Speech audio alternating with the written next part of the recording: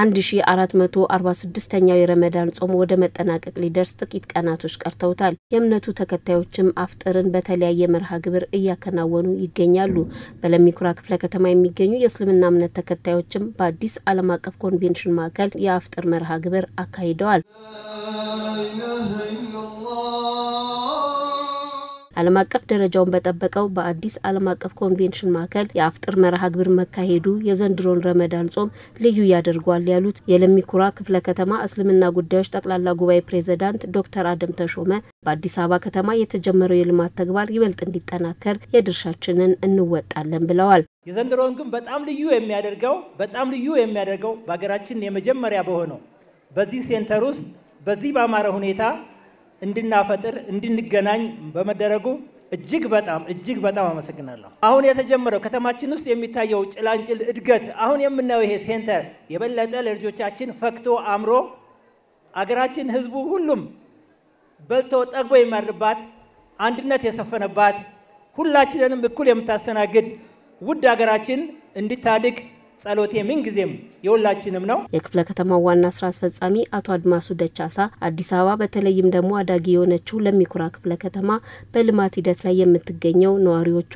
ከመንግስት ጎን በመቆም ለልማቱ ድጋፍ በማድረጋቸው ነው ብለዋል። አሁን ያለውን የሃይማኖቶች መከባበርና መተሳሰብ ይበልጥ በማጠናከር ለከተማዋ እንዲሁም ለሀገር እድገትና ልማት በጋራ መቆም ይገባልም ነው ያሉት። የለሚኩራ ክፍለ ከተማ በጣም ብዙ ፕሮጀክት እየተከናወነ ያለበት ክፍለ ከተማ ነው። የኮንቬንሽን ሴንተር ያለበት ክፍለ ከተማ ነው።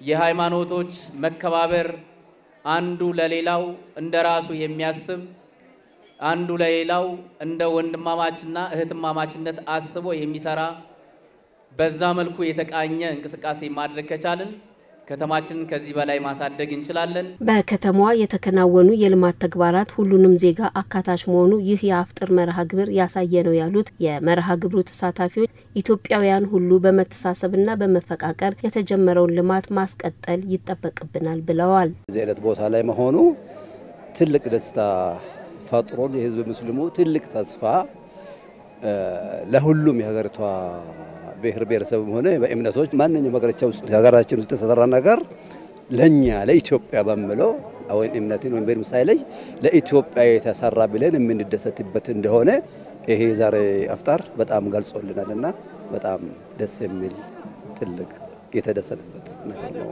አንድነታችን ማሳያት የሀገራችን ውዴታ እርስ በራስ ማፋቃቃር እንደዛሁም ማንንም ከማንንም ሳይለያይ ታናቦ ተስማምተው በጥሩ ሁኔታ ይሄንን ነገር ማዘጋጀት ማለት አንድነትን የሚያሳይ ትልቅ ነገር ነው።